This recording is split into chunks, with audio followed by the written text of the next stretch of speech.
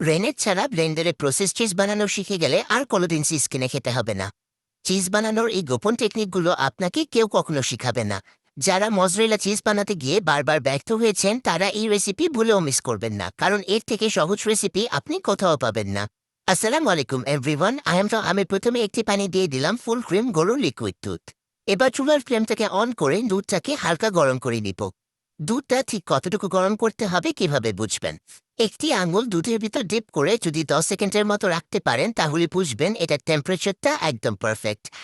অনেকেই বেশি গরম সহ্য করতে পারেন, কিন্তু একটি বিষয় লক্ষ্য রাখতে হবে, দুধটা গরম হওয়া যাবে না, ঠান্ডা আর গরমের মাঝামাঝি হতে হবে।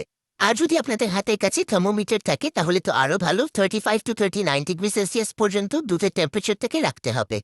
এই পর্যায়ে দুধের টেম্পারেচারটা একদম পারফেক্ট আছে, তাই আমি চুলার ফ্লেমটাকে অফ করে দিয়েছি। চুলার ফ্লেমটাকে অফ করে দিয়ে দিলাম 1/4 কাপ ভিনেগার। আমি সরাসরি ভিনেগারটা ব্যবহার করছি, কোনোরকম পানি মিশিয়ে নিইনি। আমি এখানে আরও ভিনেগার ব্যবহার করব। প্রথম পর্যায়ের ভিনেগারটা আমি একবারে ঢেলে দিয়েছি, বাকি ভিনেগারটা আমি আস্তে আস্তে ব্যবহার করব। এখন আমি 2 টেবিল চামচ করে ভিনেগার অ্যাড করব আর একটি স্প্যাচুলার সাহায্যে ঘুরিয়ে ঘুরিয়ে চিজগুলো বের করে নেব। 2 টেবিল চামচ করে ততক্ষণ পর্যন্ত ভিনেগার অ্যাড করতে হবে যতক্ষণ পর্যন্ত সবগুলো চিজ কেটে একটা গোলাতে পানি না বের হয়ে যায়। আমি এখানে খাঁটি গরুর দুধ ব্যবহার করেছি, প্যাকেটের কিনা দুধ না। এই গোপন টেকনিকটা অনেকেই গোপন রেখে যান যে মজরেলা চিজ বা প্রসেস চিজ কখনোই পেস্টুরাইজ মিল্ক দিয়ে ভালো হয় না। চিজ অবশ্যই গরুর খাঁটি দুধ দিয়ে বানাতে হয়, আর সেটা দিয়ে বানালেই বেশি ভালো হয়। তাই যারা নতুন চিজ বানাচ্ছেন অবশ্যই গরুর খাঁটি দুধটাই ব্যবহার করবেন। 3 লিটার দুধের জন্য আমার 1 কাপ ভিনেগার লেগেছে। এখানে 1 কাপ ভিনেগার শুনে ভয় পাওয়ার কোনো কারণ নেই, যেহেতু ঠান্ডা দুধের ছানা কাটা হচ্ছে তাই ভিনেগারের পরিমাণটা একটু বেশি লাগবে। আপনারা চিজটাকে কাটার জন্য এখানে ভিনেগারের পরিবর্তে লেবুর রসও ব্যবহার করতে পারবেন। সবগুলো চিজ কেটে গিয়েছে আর একটা ঘোলাতে পানি বেরিয়ে এসেছে। এবার এই অবস্থায় আমি এটাকে ঢেকে রেখে দিব 2 মিনিটের মতো। 2 মিনিট চিজগুলো এভাবে ওয়েতে রেখে দিলে এগুলো একত্রে জমাট বেঁধে যাবে। যেই ঘোলাতে পানিটা বের হয়েছে এটাকে ইংরেজি ভাষাতে ওয়ে বলা হয়। মাশাআল্লাহ, দেখতেই পাচ্ছেন সবগুলো চিজ একসাথে কত সুন্দরভাবে জমাট বেঁধে গিয়েছে। এবার একটি স্ট্রেনারের সাহায্যে চিজগুলোকে পানি থেকে তুলে নিচ্ছি। আমি যতটুকু সম্ভব পানিটাকে স্ট্রেন করে নিয়েছি, আমি পরবর্তীতে আরও পানি স্ট্রেন করে নিব। এবার চিজটাকে একটি স্ট্রেনারের উপর রেখে দিলাম। আমি এর আগেও আপনাদের সাথে রেনেট ছাড়া একদম পারফেক্ট মজরেলা চিজের রেসিপি শেয়ার করেছিলাম। আলহামদুলিল্লাহ, আমি সেই চিজের এত ভালো রিভিউস পেয়েছি যে বলে বোঝানোর মতো না। যারা কোনোদিনও চিজ বানাতে পারেনি বা অনেক ভিডিও দেখে ব্যর্থ হয়েছে তারাও আমার রেসিপিটা দেখে চিজ তৈরি করে নিয়েছে। সেই মজরেলা চিজের রেসিপি ভিডিও লিঙ্কটা আমি ডেসক্রিপশন বক্সে দিয়ে দিব, আপনারা অবশ্যই চেক করে নেবেন। এই প্রসেস চিজটাও কিছুটা মজরেলা চিজের মতোই, কিন্তু মজরেলা চিজের থেকে এটা স্ট্রিংস কম কিন্তু ক্রিমি বেশি। আমি যতটুকু পেয়েছি হাতের সাহায্যে চেপে চেপে চিজের পানিটাকে ফেলে দিয়েছি। আপনার ইচ্ছে করে চিজটাকে ঠান্ডা পানি দিয়ে ধুয়ে নিতে পারেন, কিন্তু আমার মনে হয় এটাকে ধোয়ার প্রয়োজন হয় না, কারণ এর থেকে কোনো রকম ভিনেগারের গন্ধ আসে না। চিজটাকে চাপার পরেও দেখতে পাচ্ছেন উপরের সারফেসটা কতটা বেশি স্মুথ হয়ে গিয়েছে। আমি একটি ইনোর প্যাকেট নিয়ে নিয়েছি। প্রসেস চিজ বানানোর জন্য আমাদের এই চিজটাকে ইমালসিফাই করতে হবে।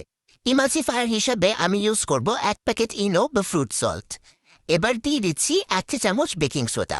এখন 1 টেবিল চামচ পানি দিয়ে ইনো আর বেকিং সোডাটাকে একসাথে খুব ভালোভাবে মিশিয়ে নিব।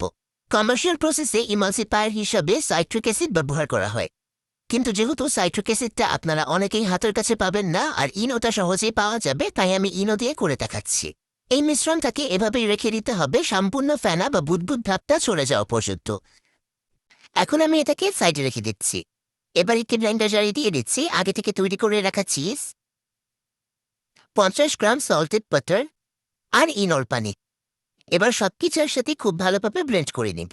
আপনারা ইচ্ছে করলে এখানে আনসল্টেড বাটারটা ব্যবহার করতে পারবেন, কিন্তু আনসল্টেড বাটার ব্যবহার করলে অবশ্যই 1/2 চা চামচ লবণ অ্যাড করে দিতে হবে।